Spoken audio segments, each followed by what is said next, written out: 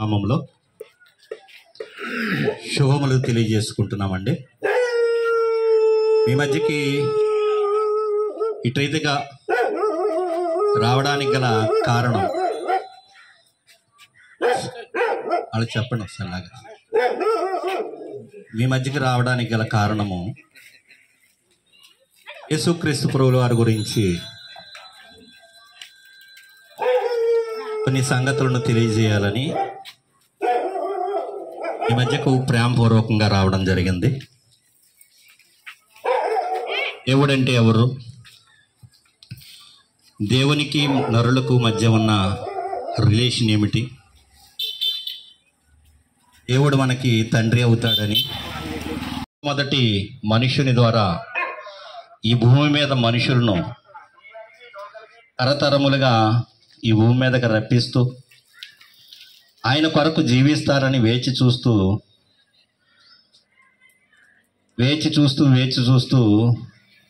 విసిగిపోయిన దేవుడు పరలోకం నుండి యేసుక్రీస్తు ప్రభువుల వారిని లోకమునకు పంపించడం జరిగింది. ఎందుకంటే మనుషులు అనేకమైన మార్గాలలో దేవుణ్ణి వెతుకుతున్నారు, కానీ దేవుడు ఎలా ఉంటాడు, ఆయన గుణలక్షణాలు ఏమిటి, ఆయన స్వభావం ఏమిటి, ఆయనకు మన పట్ల ఉన్న ప్రణాళిక ఏమిటి అనే ఆలోచనలు భూమి మీద ఉన్న మనుషులకు ఎవరికీ లేవు. కనుకనే యోహాను సువార్త 3వ అధ్యాయం 16వ వచనంలో దేవుడు చక్కటి మాటను రాయించాడు. దేవుడు లోకమును ఎంతో ప్రేమించెను, కాగా తన అద్వితీయ కుమారునిగా పుట్టిన వాని యందు విశ్వాసముంచు ప్రతివానికిని నశింపక నిత్యజీవం ఇస్తానని వాగ్దానం చేసి యేసుక్రీస్తు ప్రభువుల వారిని ఈ లోకానికి పంపించడం జరిగింది. ప్రియమైన వాళ్ళ, ఆయన ఎందుకు అంగీకరించాలి, ఏమని అంగీకరించాలి అని ఆలోచన చేస్తే, ఆయన ఈ భూమి మీద జీవించినప్పుడు ఆయన చెప్పిన సంగతులు మనం ఆలోచన చేస్తే దేవుని రాజ్యమును గురించి, దేవుణ్ణి ఎలా ఆరాధించాలో పద్ధతుల గురించి, దేవుడు ఏమై ఉన్నాడో, దేవుడు ఆత్మ గనుక ఆయన్ని ఆరాధించువారు ఆత్మతోనూ సత్యముతోనూ ఆరాధించాలి అని తండ్రి ఇట్టి రీతిగా కోరుతున్నాడని ఆయన మాటలు తెలియజేయడం జరిగింది. ప్రియమైన వాళ్ళరా, దేవుడు ఎవరట? ఆత్మ.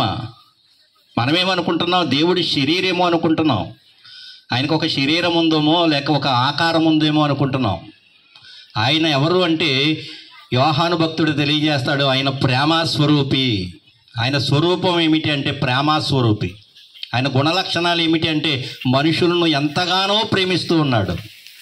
కానీ మనుషులకు దేవునికి మధ్య ఒక వైరం అనేది ఏర్పడింది ఆదాము కుటుంబం ద్వారా. దేవునికి దూరం అయిపోయిన ఈ మనుషులను కడపటి ఆదామైన యేసుక్రీస్తు ప్రభువుల వారి ద్వారా మళ్ళీ ఆయన దగ్గరకు చేర్చుకుని, ఆయన బిడ్డలుగా చేసుకుని, ఆయన్ని ఆత్మతో సత్యముతో ఆరాధించాలని దేవుడు ఒక ప్రణాళిక కలిగి 2000 సంవత్సరముల క్రితమే యేసుక్రీస్తు ప్రభువుల వారిని లోకమునకు పంపించి దేవుని యొక్క గుణలక్షణాలను, ఆయన ఎలా ఉన్నాడు, ఏం చేస్తూ ఉన్నాడు, మన నుండి ఏమి కోరుతున్నాడు, ఆత్మఫలాలను దేవుడు కోరుతూ ఉన్నాడు. మనమేమనుకుంటాం? ఏ చెట్టు ఫలం దేవునికి ఇష్టమా, ఏ చెట్టు పుష్పము దేవునికి ఇష్టమా, ఇది ఆలోచన చేస్తూ ఉంటాం. సుగంధ ద్రవ్యము కంటే మంచి పేరు అని కోరుతున్నాడు దేవుడు. ఒక మంచి సువాసన కలిగిన వారిగా మనల్ని కోరుతున్నాడు దేవుడు. యేసుక్రీస్తుకు కలిగిన సువాసన కలిగిన వారిగా మనం కూడా ఉండాలని దేవుడు కోరుతున్నాడు. ఏదో ఒక చెట్టు పుష్పాన్నో, ఒక చెట్టు కాయనో, ఫలాలనో దేవుడు కోరడం లేదు ప్రియమైన వారు. ఎందుకంటే ఆయనకి ఆకలి లేదు. ఆయనకి మనలాగా శరీరం కాదు, మాటి మాటికి ఆయన్ని పోషించుకోవడానికి ఆకలి లేదు. ఆయన సజీవమైన వాడు. ఆయన ఎప్పటి నుండో ఆది నుండి ఉన్నవాడు. ఆయన జీవమునకు అంతము లేదు. ఏదో ఒక పదార్థం తాగితే అమరత్వం కలిగిన వాడుగా చేయబడిన వాడు కాదు దేవుడు. ఆయన ఎవరు అంటే అమరుడు, అంటే మరణము లేనివాడు.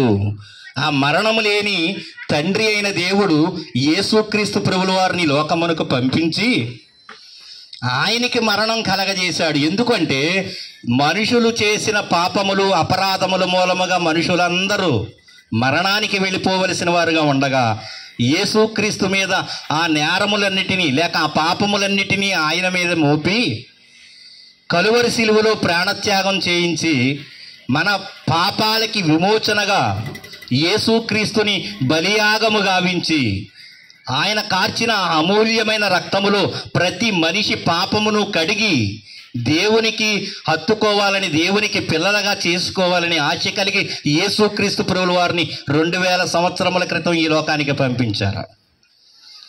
ఆయన్ని నమ్ముకున్న వారు కూడా ఆయన యొక్క శక్తి కానీ, ఆయన యొక్క ఆలోచన కానీ, ఆయన యొక్క విధానాలు కానీ అర్థం కాక జీవనోపాధికి వెళుతూ ఉన్నారేమో అనిపిస్తూ ఉంటుంది ఒక్కొక్కళ్ళ విశ్వాసం చూస్తూ ఉంటే.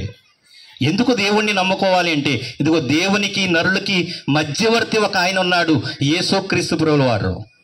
పరలోకానికి చేరాలంటే ఇదిగో నేనే మార్గము, నేనే సత్యము, నేనే జీవము అని యేసుక్రీస్తు ప్రభుల వారు చెబుతున్నాడు. భూమి మీద ప్రతి మనిషి ఆశ కలిగి ఉన్నాడు, పరలోకం వెళ్ళాలి, దేవుని యొద్దకు వెళ్ళాలి, మోక్షానికి చేరుకోవాలని ఆశ కలిగి ఉంది. ప్రతి ఒక్క జనాంగము, ప్రతి ఒక్క జాతి, ప్రతి ఒక్క మనుషుడు ఆశ కలిగి ఉన్నాడు. కానీ వాళ్ళకి లేనిది ఏమిటి అంటే క్రీస్తును గూర్చిన జ్ఞానం లేదు. క్రీస్తును గూర్చిన జ్ఞానం లేకపోతే ఏమవుతుంది అంటే దేవుని గూర్చిన జ్ఞానం ఎవ్వరికీ తెలియదు ప్రియమైన వాళ్ళారా. ఎందుకంటే దేవుడు కంటికి కనిపించేవాడు కాదు, ఆయన శరీరుడు కాదు. దేవుడు పరలోకంలో ఉన్నాడు, ఆయన ఆత్మస్వరూపుడు. ఆయన్ని బయలుపరచడానికే యేసుక్రీస్తు ప్రభుల వారి లోకానికి రావడం జరిగింది. ఆయన అంగీకరిస్తేనే మనం పరలోకం వెళతాం, ఆయన అంగీకరిస్తేనే మన పాపరోగం అనేది పోతుంది ప్రియమైన వాళ్ళ. పాపరోగం పోతేనే కానీ దేవుని యొద్దకు వెళ్ళడానికి ఎవరికి అర్హత లేదని బైబిల్ గ్రంథం తెలియజేస్తూ ఉన్నది. మేమిప్పుడు పాపం చేశామని ఆలోచన చేయకండి, కానీ మనుషులు నరుల ఆలోచన బాల్యము నుండి చెడ్డది అని దేవుని ఒక వాక్యం సెలవిస్తున్నది. కనుక ఈ మాటలను మీరు అంగీకరిస్తారని, యేసుక్రీస్తుని గురించిన మరిన్ని సంగతులను గురించి మీకు అవసరం కనుక ఇంకా తెలుసుకోవాలని ఆశ ఉంటే బొక్క దుర్గారావు గారి ఇంటి దగ్గర రాత్రి సువార్త కూడుకుంటుంది. దేవుని గూర్చిన సంగతులు మరిన్ని అక్కడ తెలియజేయడం జరుగుతుంది. కనుక ప్రేమపూర్వక ఆహ్వానం తెలియజేస్తూ మీ మధ్య నుంచి ముందుకు సాగుతూ ఉన్నాం.